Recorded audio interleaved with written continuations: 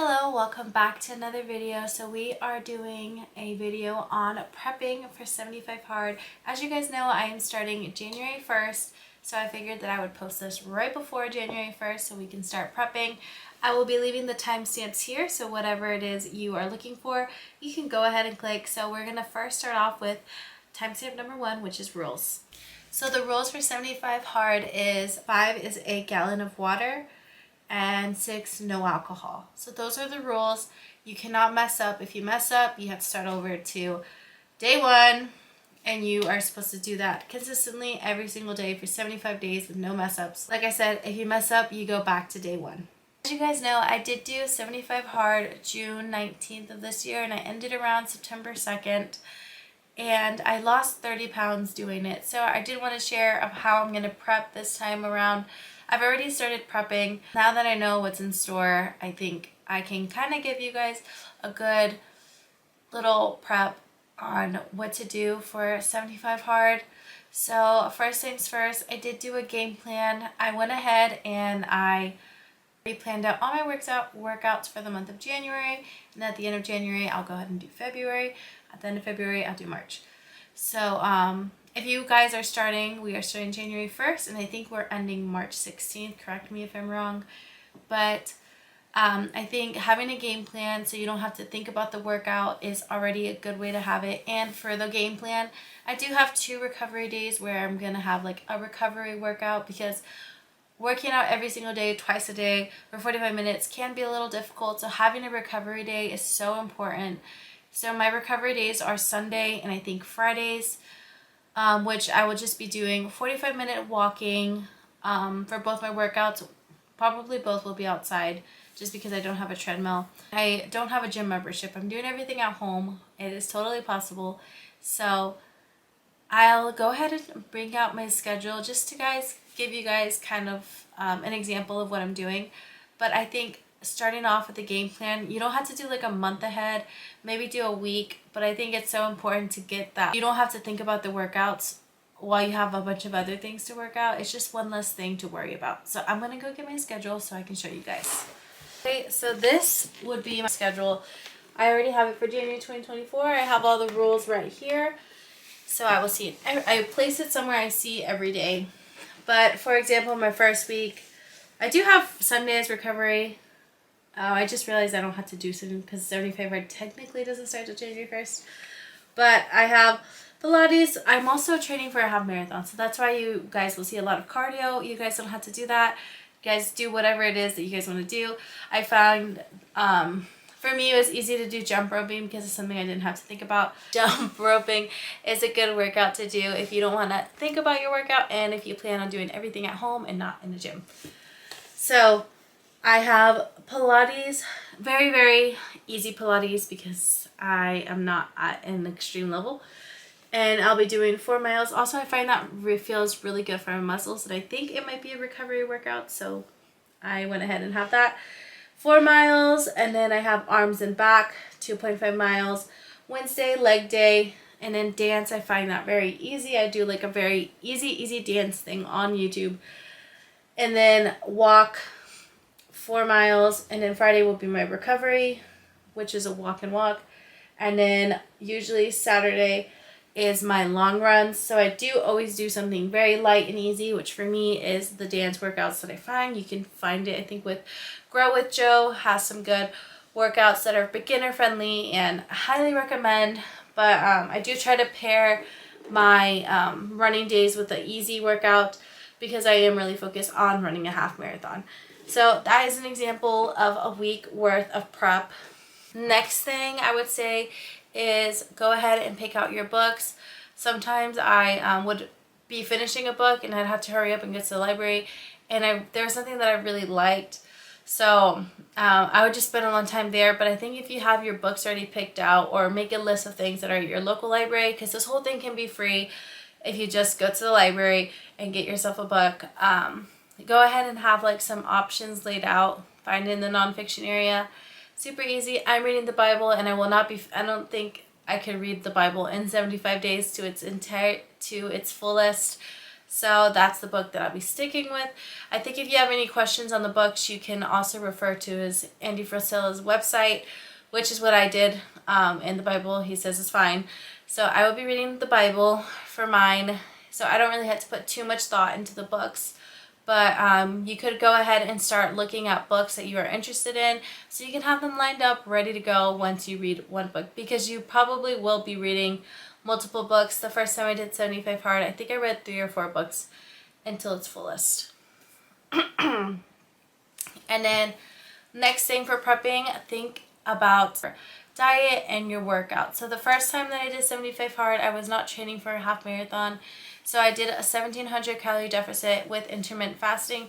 This time around, I will not be doing a calorie deficit. I will be doing intermittent fasting, but the calorie deficit I will not be keeping track of because I'm running so much. I'll be burning so much calories and I need food. So food is fuel. So I need to, I pretty much need to eat for my runs. So I could be eating 2,000, but I do need to eat a good amount just to catch up on those calories that I'm burning, because I feel like I'll be burning a lot. I also want to eat high in protein.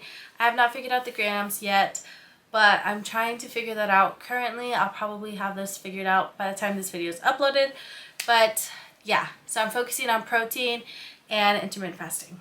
If you're somebody who is not running a half marathon, I'm sure if you guys want to do a calorie deficit, that might work for you. It's just not working for me on this season of life that I'm in. So yeah, go ahead and find something that's realistic to what you plan on doing. And then when it came to the water intake, I started off drinking like a couple water bottles, like 8 water bottles a day. And that is a lot to keep track of, because you need to keep track of every water that you eat and drink, and sometimes you lose count. So finding a bottle that's like 40 ounces or 30 ounces is probably better to keep track of and easier to keep track of compared to doing a bunch of water bottles in a day or measuring cups. Go ahead and figure out the amount of ounces of a bottle that you're going to use and how many of those that you need. The less number, the easier to keep track of, versus 8 water bottles and trying to keep track of all 8. Or you can fill in like little circles or something, but for me, I find it easier to just drink a big thing of like a 40 ounce or a 30 ounce water bottle and just fill it like 2 or 3 times to equal the gallon, versus drinking 8 of them, keeping track of all of them. And plus you have a lot of plastic bottles when you do it that way, and it's just not easy and it's not fun. Those would be the main tips on how to prepare for 75 Hard. And just remember, all this stuff, you will modify it for your liking and whatever it is that you like. If you want to walk more, go ahead and walk more. Walking, people really underestimate walking. Walking is so good for you and just as great of a workout. Now for my why, I did lose 30 pounds the first time around, and I gained lots of I had a higher self-esteem, confidence, clarity, strength. After doing 75 Hard and during 75 Hard, like towards the end, I noticed that I didn't talk too down on myself, and I just wasn't as mean. My inner voice inside of my head wasn't as mean as it usually is.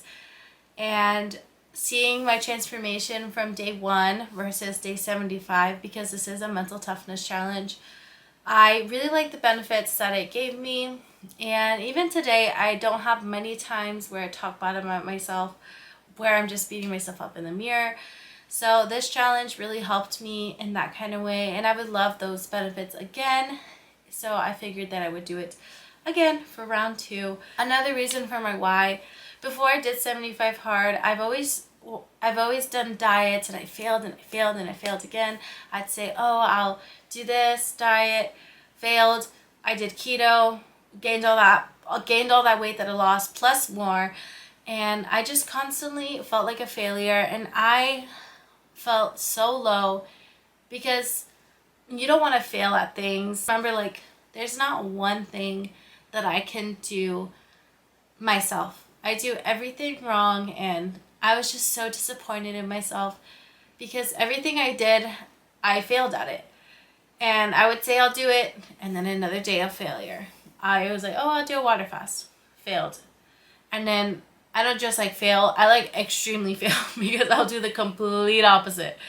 So I just felt like everything I did, I was a failure at. And I look at my husband and he's so disciplined, and I'm just like what is it that he has that I don't have? But once I did 75 hard, I finally completed something and it made me feel really good inside. And I think that's where the higher self-esteem comes from, the confidence, the strength, and all that.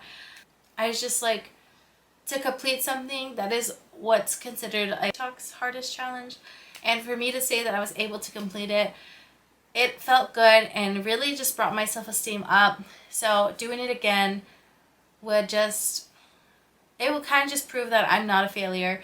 And even though I have these feelings from the last time I did it, I would just like to complete it again for myself and to know that I am able and capable of doing something myself. This challenge, like I said, really helped me not talk bad about myself. And I remember the first time I had started talking down on myself after 75 hard was actually after running a 10K.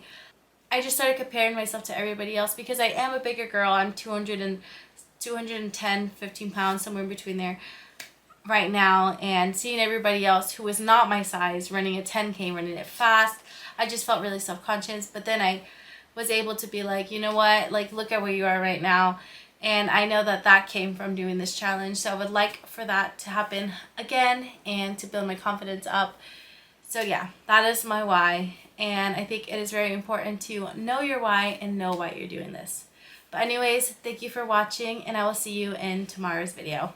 Also, if you made it this far, don't forget to subscribe. I will be sharing my whole journey through the months of January and March. I probably will be posting weekly. If not, I'll be doing bi-weekly with my weekly weigh-ins and how I'm feeling throughout the process. But anyways, thank you. Don't forget to subscribe and leave a like and a comment down below.